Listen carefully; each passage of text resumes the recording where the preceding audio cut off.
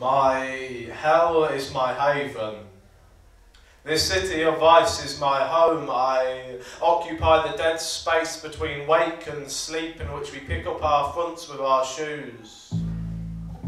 I occupy space as the birds do, beating up against the sky, taking the last of the day with them on their wings. No Babylon can contain the birds. Every now and again, I step out with the sun on my face, knowing it is the closest to heaven some of us will ever get. And how delicate it was before the benefits of love touched my laugh of the sun and put a paradise on earth. You can find it if you search, there is gold in the dirt.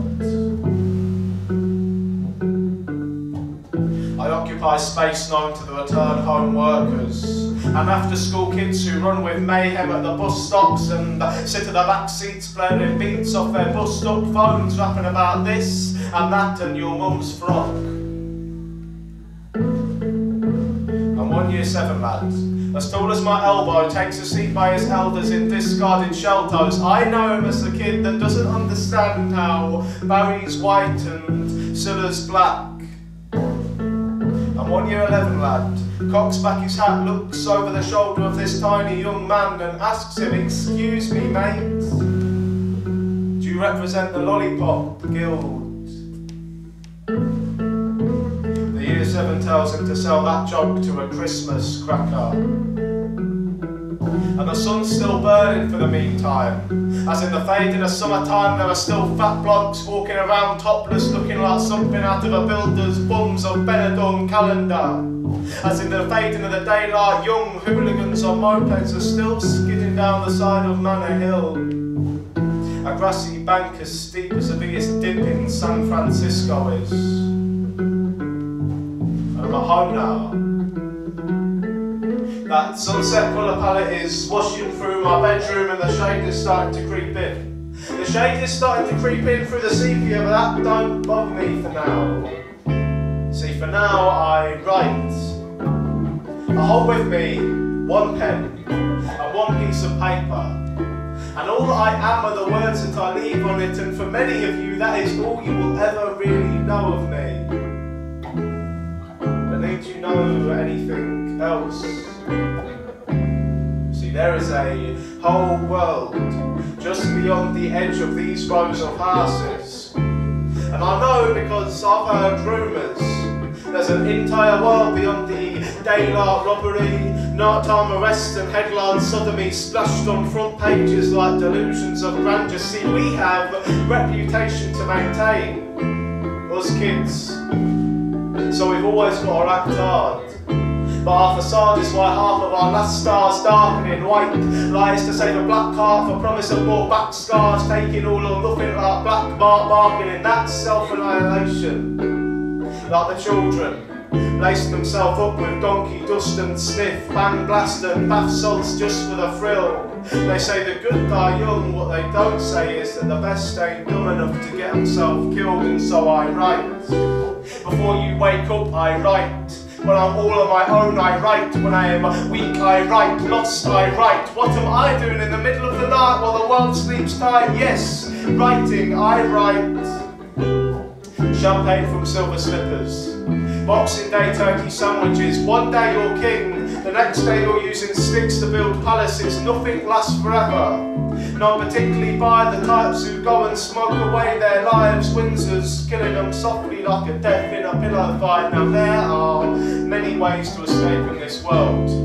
Some choose drugs, me I write. Some choose drink, me I write. So hate me, love me, rate me, begrudge me, kill me on my doorstep, just don't dismiss me. The people that I see every day enrich me, and that is why all the diamonds in the rough are sitting atop the ring that I used to marry one city. And when I write, I'm no longer here. If you ever see me writing, do not approach me, because you will soon find out that I am not there, I am gone. It was never my plan to stay for long. I write. Because when I write, everything is better.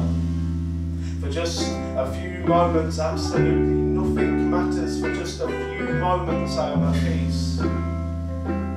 And although I cannot stay in that place forever, I can take just a pinch of it home. And it will last me the night. The night. It's on its way now, the afternoon's faded now, the urban foxes will be coming soon. Some things come up too quickly. You have told me that patience is a virtue, but for my sins I have little left. See, sometimes, when the spectre of daylight is flailing and falling down on its wavelength, I am stationed by my window watching the sun as it chases the clouds and becomes masqueraded. And the faces of the people on the streets where they're pacing are lost in the city like an annual parcel when you make it. They're always on the move, but they never change places. For I see the shops are closing up, the mind is raging, the sunlight still dying out like the last of the milkmen. Sometimes I feel.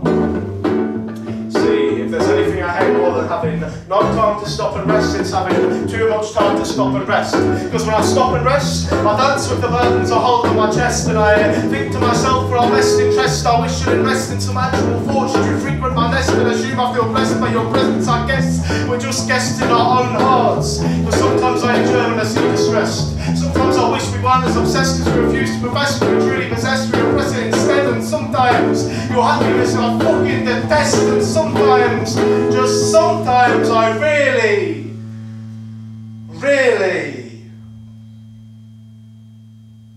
love you. Because among it all, among the poor kids who buy bling off the rich kids who choose to wear rags for fashion, among the politicians who think they're the best thing since the sliced bread line, among all of it, I know I have found something real, but it is unknown in this land of distortion, so it is feared. We fear what is real. I keep myself busy because space leaves time to feel. And so welcome to my city. When I wander its streets, memories come flashing like my neighbour in a bathrobe. And watch out for the kids on London Road, they leave teeth broken like the 10 Commandments. Welcome to my city. Me casa su casa in this hub of culture, surrounded by all sorts like Bertie Bassett, because I love my fellow people, even if I sometimes hate the place that we inhabit. And as the day fades and turns into night, the vibe just doesn't die like Michael Myers, Rasputin and Phil Mitchell, Donna Kebabs, the food of the pissed kids having a deep piss before they move on from pre-drinks to a night that's inconceivable. An evening full of candid camera outtakes, the result of which unforeseeable. Any excuse to get your kit off, darling, it's more than agreeable. Is that MDMA or crushed paracetamol? Well, you consider it a while. And rub your chin, let the night take shape as it billows up against the clouds till it looks like a monster breathing out the stars. The sacred night greets me on a daily basis, but it never shows me its secrets. While it lurks mysteriously above us, while it lays luxuriously above us, miserable slappers and pissheads with dark countenances sit on their stoop outside filthy terrace houses. Everyone watching the ambulance as it screams away into the city. For someone's been stabbed. Someone young, no doubt. Someone's been stabbed again. And it makes me think,